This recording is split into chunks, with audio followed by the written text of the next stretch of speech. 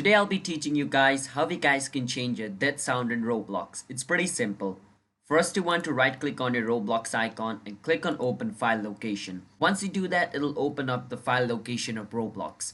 From over here, first you want to go inside content, and from inside content you can see this option called sounds.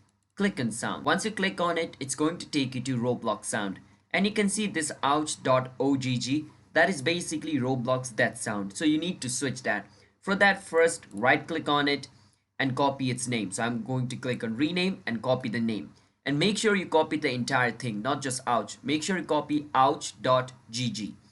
Once you copy that, what you want to do is delete it.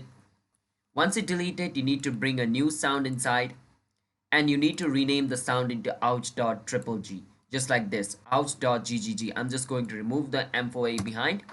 So make sure to rename the sound ouch.ogg. Once you name it, click on yes, and you have done it. You have just changed your Roblox death sound. Now try to play Roblox. Whichever audio you put over here, that is going to be played as a death sound. So hope you understand. Hit the subscribe to our channel one step. I'll see you guys next time.